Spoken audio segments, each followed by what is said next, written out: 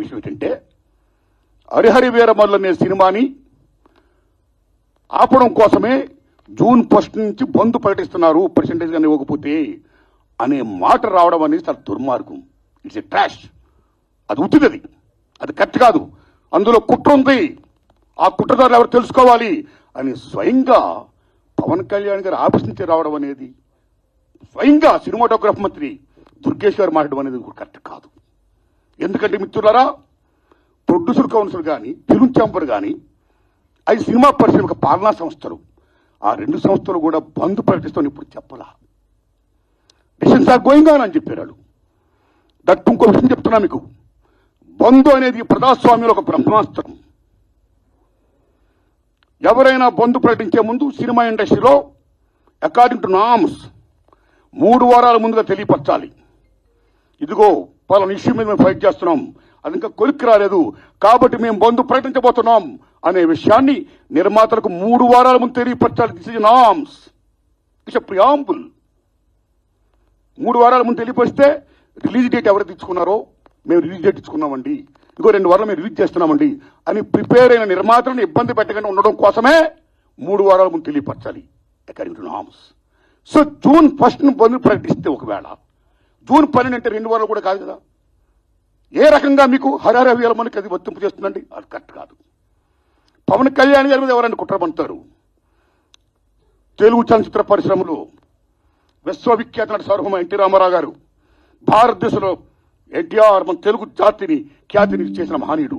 As a politician, as a CM, like this anything else. ఎంత గర్విస్తామో. తర్వాత మళ్ళీ మంచి గొప్ప పేరు తెచ్చుకొని ఈవేళ ఒక జనసేన పార్టీ పెట్టి ఈవేళ డిప్యూటీ సీఎం అయ్యారంటే వీఆర్ ప్రౌడ్ ఆఫ్ ఇట్. మన తెలుగు చిత్ర పరిశ్రమ మొత్తం అంతా గర్విస్తున్నది. Hats off to Pawan Kalyan garu. ఆయన సేవలను గుర్తుంచుకోవాల్సిన చంద్రబాబు నాయుడు గారికి సెల్యూట్.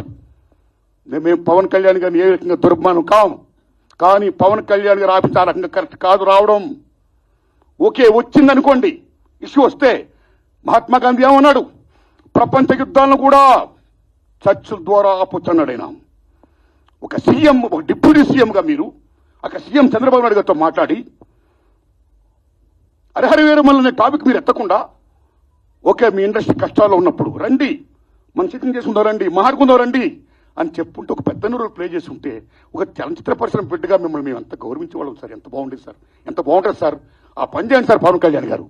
ఎందుకంటే పర్సెంటేజ్ సిస్టమ్ వల్ల ఇండస్ట్రీ ఇవాళ చాలా మేలు జరుగుతుందండి. పర్సెంటేజ్ సిస్టమ్ లేకపోవడం వల్ల ఇండస్ట్రీ సగటు నిర్మాత మొత్తం కొలాప్స్ అయిపోతున్నారండి ఇవాళ. మీరు నమ్మండి sir. Why? Because all malls, PVRs మొత్తం ఇలాంటివన్నీ వచ్చేసిన తర్వాత సింగిల్ థియేటర్స్ ఇవాళ ఉనికి లేకుండా పోతుందండి. తెలంగాణలో 500 ఉన్న సింగిల్ థియేటర్లు ఇవాళ 200 చిల్లరకు వచ్చేసాయి. ఆంధ్రప్రదేశ్ 500 పై ప్రదం కాల. So this is a very big issue. Since 25 years this percentage system is going on. The issue is going on, not clearing. అది కావాలి. అలాంటిది ఇవాళ పర్సెంటేజ్ సిస్టమ్ కొలుక్కొచ్చే దశలో హరిహర వీరమల్లుకి దీనికి ఒక లింకప్ పెట్టి ఏం సంబంధం అండి? ఏమీ సంబంధం లేదు. ఈ రకంగా దాన్ని చేస్తారని చెప్పి ఈ పర్సెంటేజ్ సిస్టమ్ అనే ఇష్యూని పక్కన తోసేసేసి హరిహర వీరమల్లు ఫోకస్ చేయడం అంటే ఎంత దూరం ఉండేది. అది కరెక్ట్ కాదండి. అందుకని నేను మనస్ఫూర్తిగా ఇది ఫీల్ అయ్యే నేను చెప్పడం కోసమే నేను విజ్ఞప్తి చెప్తూ పవన్ కళ్యాణ్ గారిని విజ్ఞప్తి చేస్తున్నా, నేను చంద్రబాబు నాయుడు గారిని విజ్ఞప్తి చేస్తున్నా, దుర్గేష్ గారిని విజ్ఞప్తి చేస్తున్నా. పవన్ కళ్యాణ్ గారు మాట చెప్పారు,